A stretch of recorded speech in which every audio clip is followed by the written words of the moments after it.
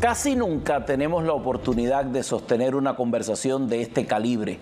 Voy a hablar con un hombre de fe, con mucha consagración a la comunidad, un hombre de quien la gente habla maravillas, no porque lo tenga enfrente, la gente habla maravillas del padre García Tuñón, Guillermo García Tuñón. Y ahora dicen, ¿de quién está hablando? Pero si todo el mundo le dice Willy, ¿cuántos nombres tiene? Bueno, él lo explicará como parte de nuestra conversación. Bienvenido, padre, un gustazo. Muchísimas gracias, gracias por tenerme. Y esa confusión de tantos nombres, ¿quién es el culpable? Creo que mis padres, imagínate, 4 generaciones de Guillermos, entonces para distinguir el uno del otro le teníamos un apodo a cada uno. Mi padre era Guillo, mi abuelo era Guillermo, y yo me pusieron a mí de Willy para distinguirme de los demás. Se ve que no hay un apego por las monarquías, porque esto se hubiera resuelto numerándolos. Sí, sí. Guillermo I, Guillermo segundo y tercero y cuarto. No. Era más fácil los apodos. ¿Sus padres de dónde son? Mis padres son cubanos. Mis padres nacieron en La Habana. Mi padre como que de la parte de Marianao, mi madre vivía en La Habana Vieja.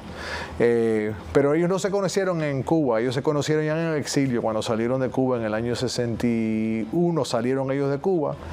No fue hasta muchos años después que se conocieron en España, donde las dos familias se fueron.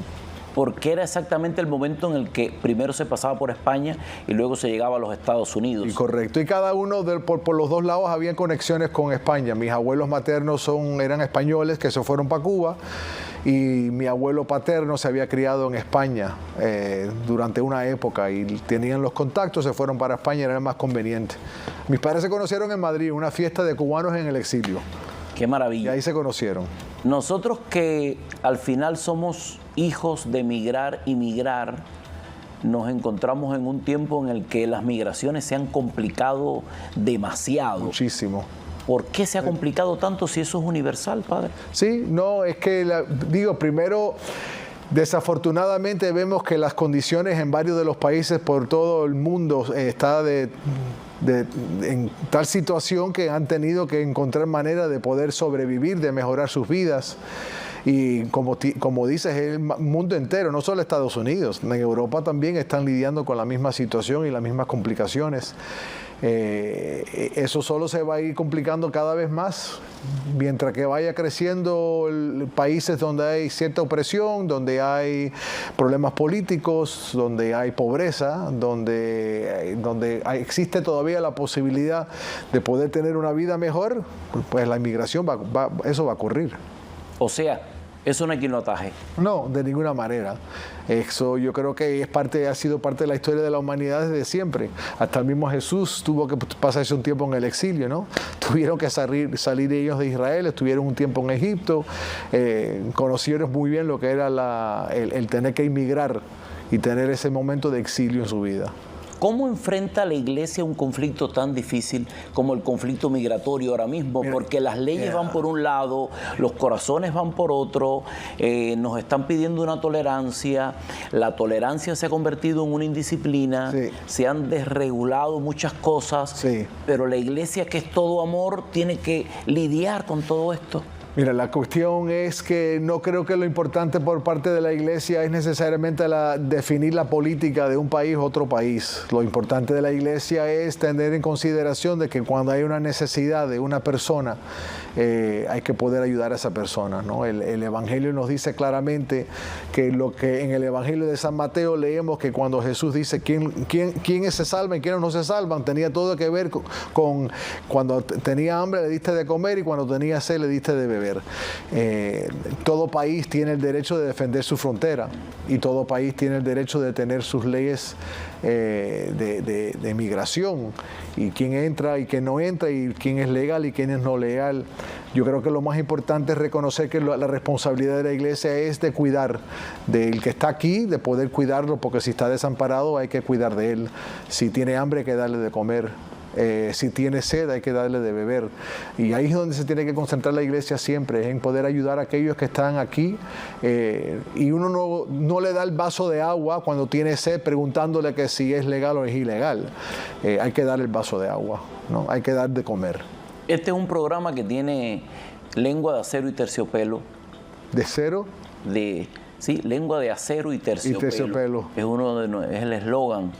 y la gente hay veces que tiene mucha lengua de acero en los cuestionamientos. Sí, sí. Hemos estado hablando mucho de la migración y los asuntos de gente que me dice, hazte el loco y quédate ilegal en el Vaticano a ver cuántos días duras. Sí, sí, sí, sí. No, es que mira, la situación es tan complicada por el mundo entero de que no existen de ninguna manera soluciones simples. Es que eso no existe eso. Y yo creo que el mundo constantemente va a estar luchando con esta realidad. Lo que nosotros como iglesia tenemos que hacer es reconocer la necesidad del desamparado y el más necesitado y ayudar a ese, ¿no? ¿Cuántas veces escuchábamos a la Madre Teresa que decía que ella no preguntaba, el que se estaba muriendo en la calle, ella no le preguntaba que si era católico, hindú, musulmán, no le preguntaba nada, lo ayudaba porque en esa persona veía el rostro de Cristo. Y nosotros tenemos que seguir esa misma línea, tenemos que hacer eso y tener siempre compasión por las dificultades. Yo le doy gracias a Dios que en el año 68 este país abrió las puertas a mis padres para que pudieran venir a Estados Unidos y tener mucho éxito en Estados Unidos, gracias a Dios, y criar sus hijos, tener sus hijos y criar a sus hijos. El Colegio de Belén, que es la institución que yo dirijo, que es un colegio que lleva ya 170 años en existencia, porque se fundó en 1854 en Cuba. Gracias a Dios que en el año 61, cuando cerraron las puertas del Colegio de Belén en Cuba, se abrieron las puertas aquí en Miami. Y pasaron 2 o 3 meses nada más y el colegio volvió a nacer en Miami, gracias a que en este país pudieron venir y pudieron comenzar. El jesuita, el sacerdote cubano que llegó a Miami en el año 61 para abrir el Colegio de Belén, no hablaba inglés, no tenía dinero, no tenía un plan estratégico, no tenía una campaña para poder recaudar fondos, lo que tenía era un deseo de trabajar. Y lo hizo. Y lo hizo, que si uno se da cuenta de lo que tenemos nosotros ahora en el Colegio Belén, se queda fascinado con lo que pudo lograr el Colegio Belén y esos jesuitas en estos últimos 60 años que lleva aquí en Estados Unidos y lleva aquí en Miami. Retrocediendo un poco en el tiempo, para seguir hablando del Colegio de Belén, que es algo que le apasiona tanto, ¿dónde cursó usted estudios? ¿Dónde hizo toda su preparatoria para convertirse en sacerdote? Bueno, ¿Cómo fue ese proceso? Yo, gracias a Dios, tuve la bendición que mis padres, por más difícil que estuviera la situación en ese momento, la inversión más grande que ellos tenían era la educación de sus hijos. Y nosotros somos 5 hermanos y desde el comienzo mi padre y mi madre querían que nosotros estuviéramos en escuelas católicas porque daban los valores que ellos querían pasarle a sus hijos y porque la educación era una educación muy buena. Para mí lo más impactante fueron mis años que yo estudié en el Colegio de Belén. Yo soy antiguo alumno de Belén. Yo represento 4 generaciones de García Tuñones en Belén. Mi bisabuelo se graduó de Belén en el año 1896 y ahí siguió la línea hasta que yo me gradué de Belén en el año 87 y tengo hasta sobrinos que están en el colegio ahora que representan 5 generaciones. Entonces yo me gradué de Belén en el año 87 y ahí fui a la universidad un par de años y entré en el seminario para comenzar mi carrera de sacerdote. Y duré 11 años estudiando para ser sacerdote jesuita en la Compañía de Jesús. ¿En qué momento fue la ordenación? En el año 2000. En el año 2000, septiembre de 2000, en la parroquia más antigua de la arquidiócesis de Miami, que es la iglesia del Jesús, que está en el downtown, que es una iglesia jesuita, fundada por los jesuitas. Bellísima. Bellísima, preciosa. Parada en el tiempo. Ahí parada en el tiempo y se mantiene ahí, los jesuitas lo mantienen ahí para estarse, porque es histórica. Es una iglesia que se fundó por Henry Flagler en ese tiempo porque Miami comenzaba a crecer. Y en ese tiempo esa parroquia cubría desde West Palm Beach hasta Los Cayos. Y ahí estaban los jesuitas metidos ya desde ese entonces. O sea que hace 25 años, un cuarto de siglo de su ordenación. Hace 25 años. Este año estaré celebrando, si Dios quiere, 25 años de sacerdote. ¿Cómo es el proyecto que usted impulsa ahora en Belén? Belén ha cambiado tanto desde su proceso fundacional, cómo lo han ido renovando, mantienen los mismos valores, pero los tiempos cambian, las escuelas tienen que modernizarse, tienen que asumir nuevos aires. ¿Cómo lo sostiene usted ahora? Mire, lo más importante es estar muy claro en lo que es la identidad del Colegio de Belén. Desde que el colegio fue fundado en el siglo XIX, el colegio siempre fue una escuela católica dirigida por los jesuitas. Y esa siempre ha sido nuestra identidad.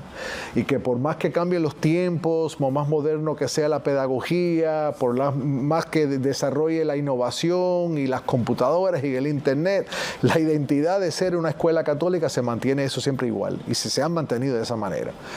Eso es lo que nos ayuda mucho a nosotros para poder determinar lo que nosotros hacemos en la escuela. Ahora, que sí ha cambiado muchísimo, centro de innovación para poder dar clases de ingeniería y robótica, que eso no existía antes, nuevos edificios de deportes, porque ahora tenemos 47 equipos en el colegio para poder estar seguros que los muchachos tienen su momento de ejercicio físico y que participen en el deporte.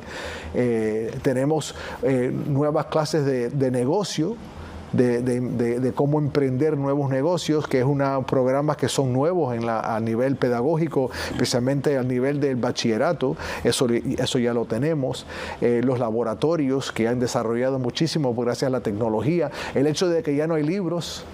En el Colegio de Belén tú no ves un libro porque todo se hace por la computadora, se hace por el iPad, que es lo que usa el muchacho. A ti y a mí posiblemente nos preferimos tener el libro en la mano y con las páginas, pero nosotros no estamos educando la generación pasada, estamos criando a esta generación y educando a esta generación. Entonces el colegio ha tenido que avanzar en ese momento, pero nunca dejando lo que es su identidad, que es una escuela católica. Y los valores son los valores del Evangelio. El Evangelio lleva ya 2000 años. ¿No? Y esos son los valores que se pasan a las próximas generaciones. Más de 40 equipos de deporte. ¿Cuántos deportes? Son 17 deportes. Y deportes que nunca existieran, porque en la cross... los cubanos no trajeron el lacrosse. El lacrosse es un deporte aquí de Estados Unidos, pero entre el lacrosse, entre el boliche, el bowling, el golf, tenemos un equipo de remo que es uno de los mejores equipos, no solo en Miami, en la Florida. El equipo de remo del Colegio de Belén es uno de los mejores equipos del país, porque ellos están siempre viajando para poder competir. Yo le digo a la gente que es que a los cubanos les gustan remar porque han venido de Cuba para acá en balsas y todo, y por eso está en la sangre. Hasta los pies de la Virgen de la Caridad del Cobre hay un barquito con algunos remando. Yo creo que eso está en la sangre nuestra y por eso lo hacemos también. Le tratamos de ofrecer todas las oportunidades posibles para que, si tienen un interés, que puedan encontrar ese interés y sentirse en casa en Belén. Comenzó en 1854. Es un colegio fundado por la reina Isabela de España. Si uno pasa por el colegio nuestro ahora, ve que en la esquina hay un monumento que dice el nombre del colegio y dice fundado por la Compañía de Jesús 1854, los jesuitas, ¿no? Eso está falso, porque en realidad el colegio nuestro fue fundado por la reina Isabela de España. Por eso el colegio en Cuba se llamaba la Real Academia de Belén, porque fue fundado por la reina de España, que le pidió a los jesuitas que abrieran el colegio y lo dirigieran. Entonces, los jesuitas los españoles llegan en 1850 y pico para comenzar el colegio. En 1853 muere el padre Varela. En 1853 nace José Martí, que es toda la luz del mundo moral cubano. En 1854 fundan el Colegio de Belén. Y hay tantas cosas que son la parte sólida de la nacionalidad cubana que viene de ese tiempo. Sin duda. ¿Qué tendría que hacer la gente para que surjan nuevos pilares con tanta fuerza para seguir sintiéndonos orgullosos como cubanos en el mundo? Porque yo siento que es como una historia maravillosa, pero que se quedó estancada en un proceso histórico. Ha tenido una deformación gradual, ha tenido un dolor, un decaimiento. Sí. Hemos estado tan concentrados en las carencias que nos ha faltado apuntalar lo más trascendental. Sí. ¿Qué es lo que hay que hacer? ¿Qué tiene que hacer un pueblo para conseguir esas cosas, padre? Primero, el otro día es curioso porque el otro día estaba conversando con un gran amigo mío, el doctor Andrés Gómez, que fue profesor por muchos años en la Universidad de Miami. Y estábamos conversando un poco sobre este tema y él me decía algo que yo estoy completamente de acuerdo. El cubano no conoce la historia de Cuba. Yo creo que en parte el cubano que está en la isla en este momento ha sido una historia manipulada. ¿No? Manipulada por un gobierno que la manipula para poder comunicar lo que quiere. Pero hasta el cubano en Miami también, y el peligro que tenemos nosotros es que cuando va pasando las generaciones, cada vez más van a conocer menos lo que es la historia de Cuba, lo que ha sido la historia de Cuba. Otro desafío que nosotros tenemos es que yo tuve esa experiencia porque cuando me gradué de Belén y me fui a la universidad, que me fui a estudiar a Nueva York, este país no conoce la historia de Cuba. Tienen una imagen de lo que fue la historia de Cuba, lo que es la historia de Cuba, que no conocen esa realidad, no la conocen. Y el americano, y no es que el americano tenga por qué saber la historia de Cuba porque no es su país, pero en realidad no la conoce y no conoce la realidad de Cuba. Yo creo que mucho tiene que ver con la educación, para que verdaderamente las nuevas generaciones entiendan bien lo que ha sido la historia de Cuba, lo que ha sido sus desafíos a lo largo de su historia, porque no la conocen. Y yo creo que es importante que no simplemente sea un añorar el pasado, sino ver verdaderamente lo que ha sido el pasado, lo que fue el pasado, lo que ha sido su historia, lo que ha tenido que luchar, lo que ha tenido que sufrir a lo largo de ese tiempo, y que estas nuevas generaciones puedan entender eso. Nosotros en el Colegio de Belén tenemos una clase que no es electiva, todos la tienen que tomar, y el curso se llama Historia de América Latina, y dentro de ese curso que estudian todos los muchachos del colegio, no importa si eres americano, no importa si no eres latinoamericano, tienes que tomar porque es parte de nuestra historia como colegio. Dentro de esa clase que dura un año entero, la historia de América Latina, dentro de ella tenemos la historia de Cuba. Y se trata de enseñar lo que es la historia de Cuba verdaderamente para que esos muchachos entiendan y puedan apreciarla. ¿Usted se identifica como un cubano de Miami? Qué curioso, yo soy cubano. Yo nací en Miami, me crié en Miami, pero es curioso porque yo siempre me identifico como cubano y digo que soy cubano. ¿Ha estado en Cuba, padre? He estado varias veces en Cuba. He estado en Cuba y voy a ser sincero, yo me crié en un hogar donde la familia decía, no se vuelve a Cuba, no hay nada que buscar en Cuba, eso ya ha pasado. Yo comencé a ir a Cuba cuando me hicieron sacerdote, cuando me ordenaron de sacerdote y comenzaron las reuniones de sacerdotes en Cuba de los jesuitas. Necesitaban un jesuita de Miami que representara los jesuitas de Miami y me pidieron que yo fuera. Entonces ya hace varios años que yo voy viajando una vez al año a Cuba para participar en estas reuniones. No voy de paseo, voy verdaderamente para tener esta reunión, congregar a los jesuitas de Cuba, conversar con ellos, entender sus necesidades, cómo podemos nosotros ayudar desde el extranjero, comunicar un poco lo que estamos haciendo aquí en Miami y mantener ese contacto que se hace mejor en persona que hacerlo por internet o por Zoom. Entonces una vez al año viajo, sí. Y la última vez estuve fue en diciembre. Esos viajes a Cuba seguramente lo obligaron en algún momento a ir detrás de una corazonada que es buscar huella, traza de la familia, de los de atrás. Te voy a hacer un cuento que para mí es un cuento que yo lo guardo mucho en el corazón. La primera vez que yo tuve que viajar a Cuba, que fue el año 2005-2006, yo se lo comuniqué a mis abuelos para prepararlos de que yo iba a Cuba. Y mi abuelo me dio la dirección de la casa donde él vivió, donde él crió sus hijos. Una casa que él mismo construyó porque mi abuelo fue ingeniero, él construyó la casa él mismo. Pues en Marianao. Pues yo en la primera oportunidad que tuve cuando estuve en Cuba fui a la casa. Es una casa que en este momento el gobierno cubano la usa como una biblioteca de niños. Y yo fui con la intención de sacarle fotos a la casa para enseñárselos a mis abuelos cuando yo regrese, porque le tenía mucho cariño a esa casa, una casa que la dejaron. Y después de yo sacarle la foto a la casa, en el momento que yo me iba, vino la bibliotecaria que me preguntó qué yo hacía en la casa. Dice que yo era el nieto del señor que había construido la casa, estaba sacando fotos. Y me invitó a pasar a la oficina. Y cuando entro a la oficina, ahí abre un closet y saca una caja de madera. Y cuando abre la caja de madera, yo miro dentro de la caja y me encuentro más de 300 fotos de mi familia. Estas fueron las fotos que mis abuelos tuvieron que dejar en el año 61 cuando salieron de Cuba, porque ellos salieron de Cuba con la excusa de que iban a un viaje corto. Nunca volvieron. Pero todas las fotos de la casa que estaban enmarcadas en las paredes, las dejaron ahí mismo. Y hace más de 50 años que esas fotos están en una caja, en un closet, en esa casa.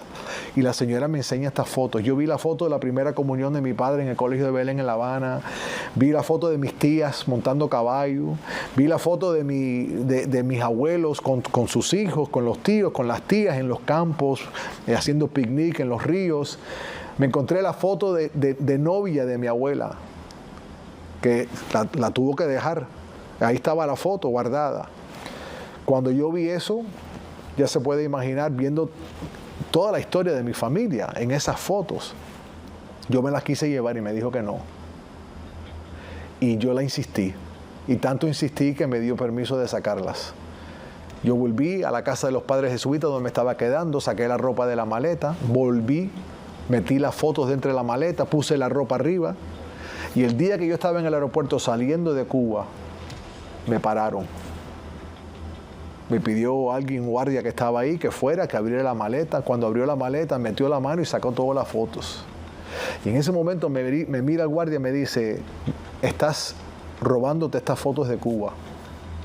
Y yo le respondí en ese momento, yo traje esas fotos de Miami para enseñárselas a mis familiares aquí en Cuba.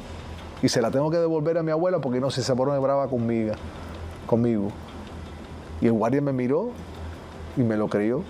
Me dejó llevarme las fotos y me las llevé para Miami. Yo le digo a la gente que en los 55 años que yo tengo de católico, el único pecado que yo nunca he confesado fue esa mentira que yo dije en ese aeropuerto de La Habana. Una mentira no. Pero traje todas las fotos. Esa es la historia mía. Es la historia de mi familia. La familia no te lo habría perdonado si no las si traes. yo no lo hubiera traído, yo no me lo hubiera perdonado.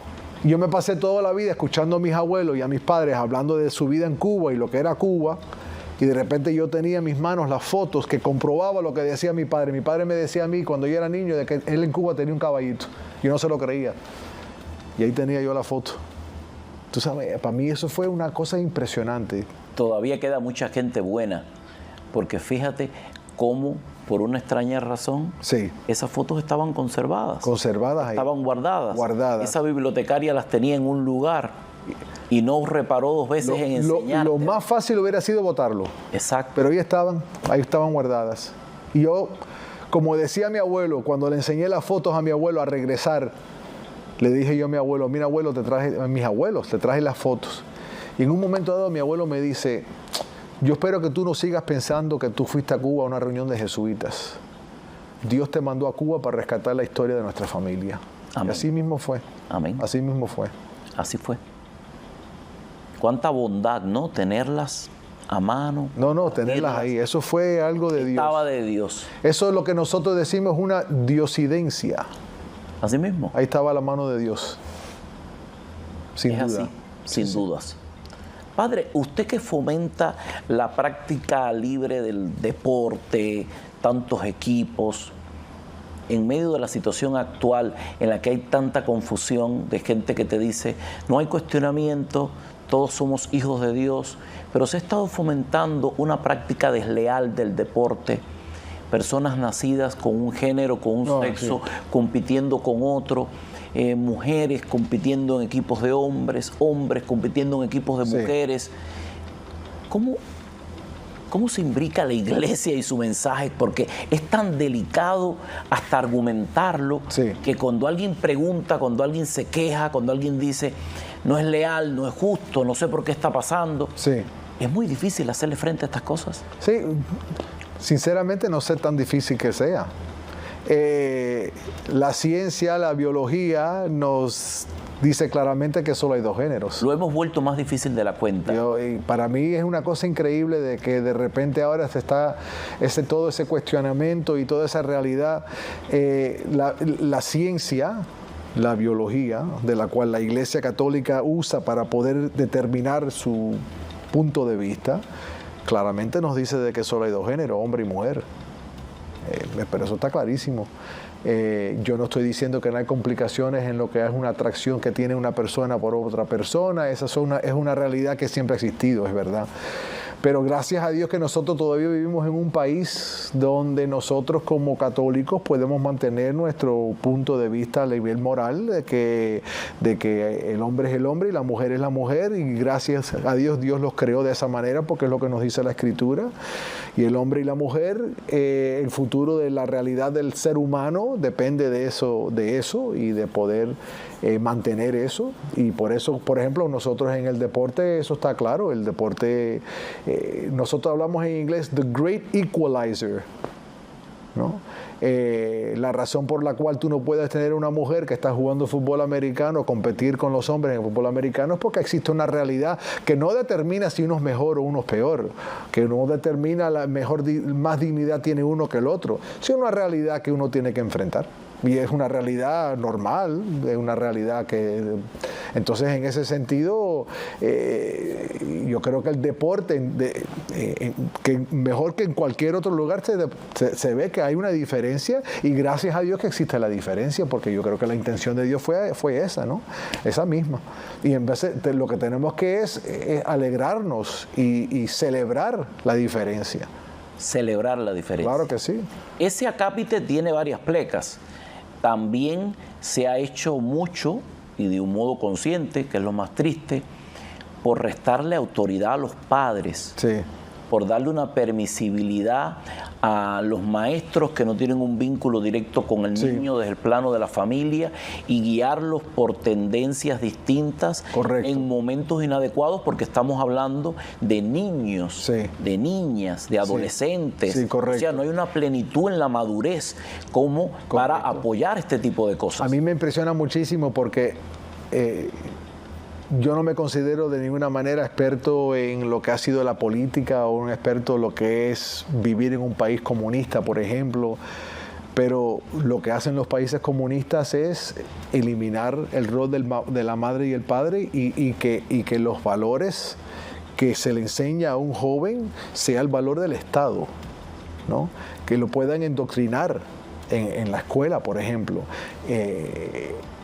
Esa imposición de ese elemento a los niños que están en la escuela en oposición, o quitarle el control a los padres o a la madre, es la misma táctica que usan los comunistas. La misma táctica que usan los comunistas. Nosotros lo que tenemos ventaja en el Colegio de Belén es que desde un comienzo los padres saben cuáles son los valores del colegio, qué es lo que en la sala de aula se le va a comunicar a esos muchachos. Y si uno está en línea con ese valor o con esa pedagogía o ese currículo, pues entonces que vengan al Colegio de Belén, ¿no? Para poder entonces comunicar eso juntos con lo que se le está enseñando a ellos ya en la casa. Estamos viviendo en un país que el actual presidente, llegando, tuvo que indultar a muchas personas, incluidas, por ejemplo, a una madre de familia, una abuela ya, de una edad avanzada, que estaba pagando prisión por el delito de leer la Biblia en una clínica de abortos y de intentar conversar con las madres que iban a practicarse el aborto antes de llegar al lugar, decirle: hija, ¿qué hace? Vamos a conversar. Eso se lo convirtieron en un delito y la mandaron a la cárcel. Son como tiempos que recuerdan ciertas barbaries descritas en las escrituras de antaño. Sí, no, mira, yo creo que mira, en la historia de nuestro país siempre ha tenido esos desafíos que hay que siempre estar enfrentando. Yo vuelvo a repetir lo que dije antes. Aquí para mí lo más importante es que tengamos claridad en nuestra identidad como cristianos, lo que es el valor cristiano, lo que es el valor del evangelio, para poder defenderlo constantemente.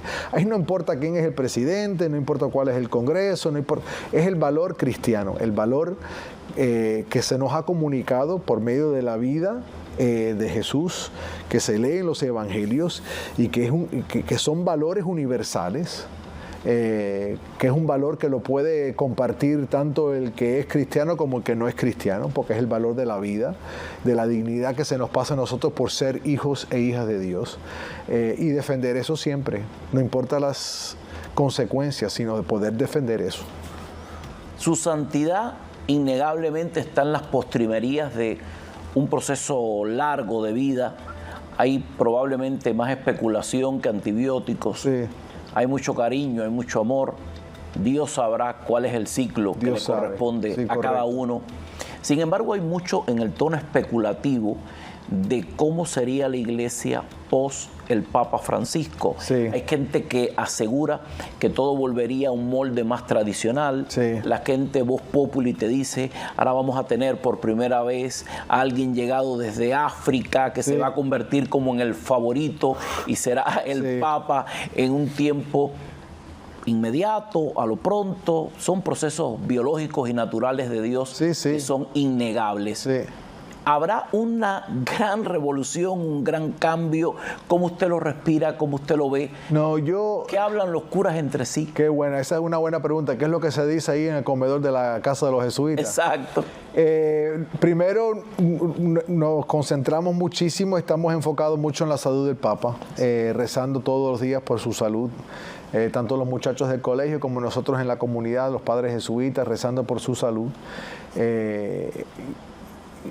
Entonces, tomando eso en consideración, claro, los comentarios es que qué pasará después después del Papa Francisco. ¿Quién sabe? Yo siempre he tenido mucho cuidado en tratar de determinar por qué camino va el Espíritu Santo. Que estoy yo convencido que en medio de todo lo que se puede pensar de todo ese proceso, el politiqueo, el nuevo politiqueo, el Espíritu Santo se maneja en ese mundo.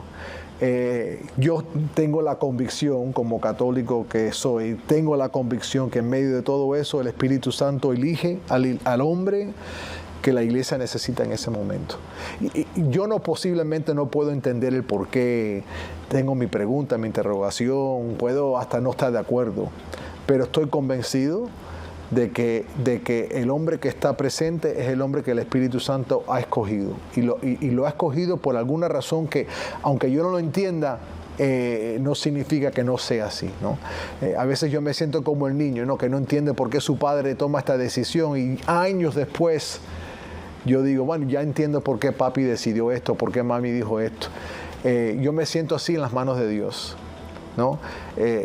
Convencido de que el hombre que está es el hombre escogido por el Espíritu Santo. Entonces, ¿quién vendrá? Pues vendrá el que determine el Espíritu Santo. Cuando estaba el proceso del Papa Francisco después de la muerte de Benedicto XVI, yo nunca hubiera pensado que era Francisco. No estaba ni en mi lista de posibles candidatos. Entonces, en ese sentido, ¿quién vendrá? ¿Quién sabe? Póngase a pensar que, si no me equivoco, creo que es el 80% de los cardenales que en este momento están en la escuela de los cardenales fueron nombrados por el Papa Francisco. Pero quién sabe lo que verdaderamente está en el corazón de ellos, y en ese momento de discernir quién sería el próximo líder de la iglesia. Vamos a ver a quién escogen, vamos a ver. Con el Espíritu Santo pasa lo mismo que aquello de debe hacerse en cada momento lo que en cada momento sea necesario. Correcto. Y el Espíritu Santo lo sabe. Él lo sabe, y lo sabe mejor que nosotros. Afortunadamente. Gracias a Dios. Afortunadamente, porque eso nos sirve como guía, como referente. Así mismo. ¿Cuándo vamos a hacer la corrección histórica en esa pared que está en la entrada del colegio? ¿Qué corrección histórica? La corrección de la fundación. Ah, de la fundación del colegio. No sé. Es curioso. Eso le toca, padre. Bueno, usted sabe que una enmienda al menos. Usted sabe que ese monumento se puso cuando yo estando como director del colegio. Y yo lo discerní, pensé qué poner, pero sentía que poner fundado por la reina Isabela de España iba a ser un poco chocantito, demasiado. Entonces decidí, pon ahí que fue fundado por la Compañía de Jesús. Eso es lo más importante. Yo creo que sí. Lo importante es que la palabra de Dios, que el Espíritu Santo y que todas las mejores vocaciones estén ahí. Y que está el nombre de Jesús ahí. Ese es el más importante. Eso es lo más importante. Gracias por todo lo que hace. No, gracias. Gracias por tenerme aquí. Gracias por su tiempo. Aquí estamos con las puertas abiertas. He disfrutado muchísimo poder contarles un poquito sobre la realidad nuestra. Hay que hablar más de estas cosas. A mí me encanta. A mí cualquier oportunidad de poder compartir eso, de la misma manera que me fascina compartirlo con los muchachos del colegio, me fascina poder compartirlo con personas que están verdaderamente interesadas en lo mejor para nuestro pueblo. Se llamó siempre dar testimonio. Dar testimonio, hay correcto. Que hacerlo. Así mismo. Que no falte el hábito. Para eso estamos. Gracias por su tiempo. No, gracias a usted.